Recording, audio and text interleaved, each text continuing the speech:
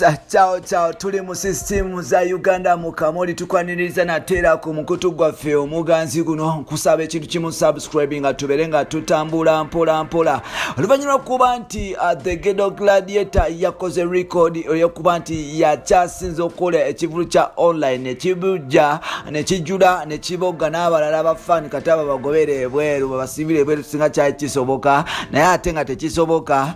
Bobi Wine abantu bangi batandise okuvayo nga bamulwanirako era nga ne mwana muwala gwe bayita Zara Toto y'omu kwabo. Zara Toto yavuddeyo nasaba President Museveni kwogata ne government n'agamba nti bambi President Museveni mbadde nkwegayiridde oba nkwegayirira oleke musajja mukulu gwe bayita Bobi Wine addemu okuyimba. Twamulabye wali eri nga entertaining abantu ngera abantu bangi bamumisinga. Music business ekyatambula because Bobi Wine tachali active mu music atenga Bobi Wine nzeri mu kusiga oba pira ali music industry no mu Uganda bobanga ogamba nti bameka ba stakeholder abali mu music industry ne baba nti batambuza system n'okuba nti batambuza industry. Bobi Wine kwali naye ate cyana kunyo kuba nti President Museveni kwogata ne government yo mwavayo ne musiba omusajja ono bwena mulabye nga ayimba bambi Museveni bambi Bobi Wine bwena mulabye nga ayimba teyavumyeko government yo.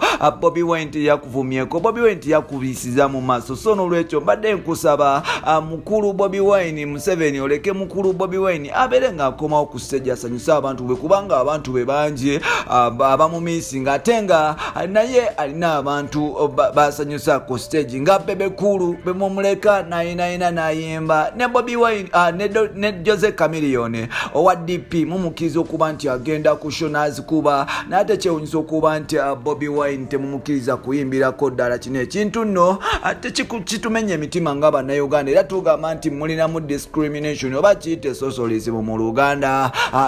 Zara Toto yalajjanye n'agamba President Museveni amugamba bambi tukwegayiridde omusajja wattu wemagire muleka kuba endongo kubanga abantu bangi balabirira mu ndongo bantu bangi amafunako emirimu mu ndongo naffe abakola amawulire tegakyanyuma because omusajja ono takyakola amawulire gano ngo tujjukira nti abasajja bano bwe balinga mu system nga bonna bali active. Twalabanga pesi ya Jose Chameleone Bebe Kulu kwogata ne Bobi Wine nga betwala CPD naffe bannamawulire twali tugezako kuba nti tukola mpola naye ate we tuwogerera system zigenda zituuka mpola nti because kati assaawa zino obutiitiizi waliwo omutiitiizi Jose Chameleone ne Bebe Kulu bali active nnyo mu ndongo. So nolwekyo ate tukyafuna kiri omubana bwe yaviirangayo n'aba nti akola kyonna kyayagala ng'alabisa akataala w'ekiwaatule.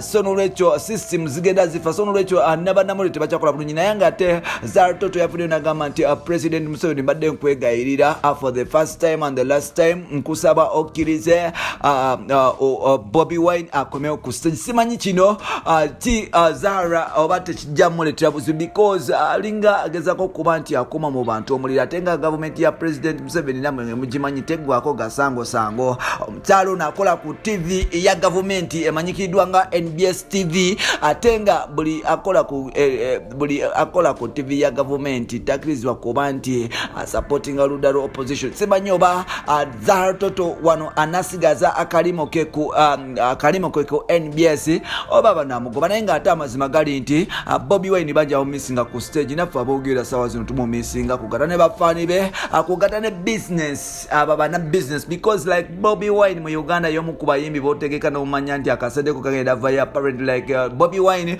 abadde asasula miliyoni nga 12 per show naye nga ate omanya nti wotadde miliyoni 12 per show oba wotadde miliyoni 12 oyinza okuvaho ne miliyoni 10. So nolwekyo abantu bangi abafiirwa business lwa Bobi Wine bintu bingi ebyesibye mu music industry lwa Bobi Wine.